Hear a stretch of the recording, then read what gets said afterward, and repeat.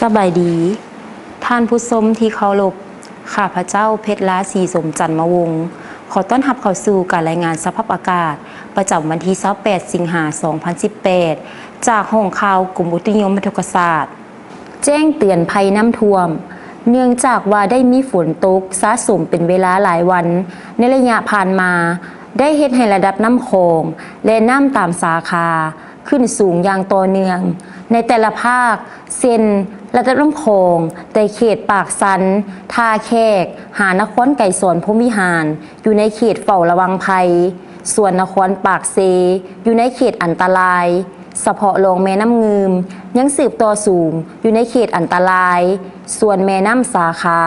น้ำซันเขตรองเซบังไฟแม่นอยู่ในเขตอันตรายพร้อมเดียวกันสภาพฝนยังจะสืบต่อตกในระดับคอยหาปานกลางอยู่แขวงภาคกลางลงหาภาคใต้ดังนั้นจึงแจ้งเตือนถึงประชาชนบรรดาเผ่าอำนาจการปกครองและองค์การจัดตั้งทุกภาคส่วน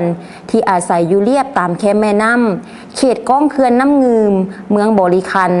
ลองเสียบั้งไฟเมืองมหาไซปากสันทาแขกนครไก่สอนพรหมวิหารและนครปากเซ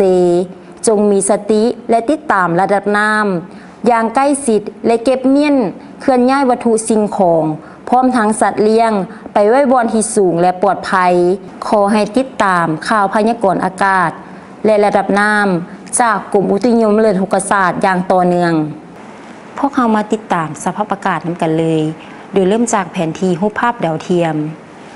ห้องความกดอากาศต่ำยังสืบต่อพาดผ่านภาคเหนือของประเทศลาวและสมทบกับมรสุมตะวันตกเฉียงใต้พัดปกคลุมเขตภาคกลางและภาคใต้ซึ่งลักษณะเช่นนี้จะเฮ็ดให้ฝนตกลดลงอยู่เขตภาคเหนือ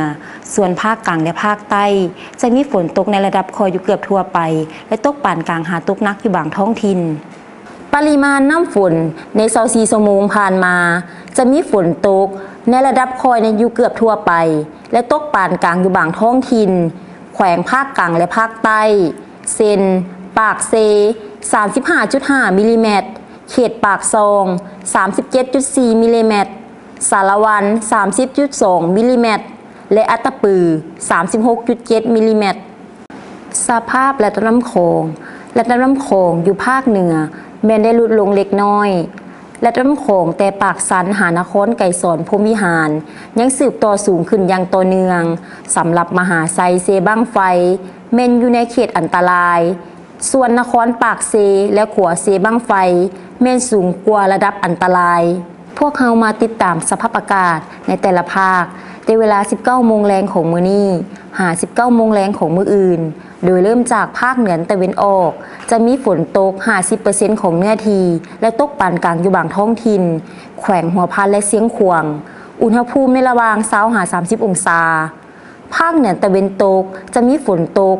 60% ของเนื้อที่อุณหภูมิในระหว่าง22-33 องศา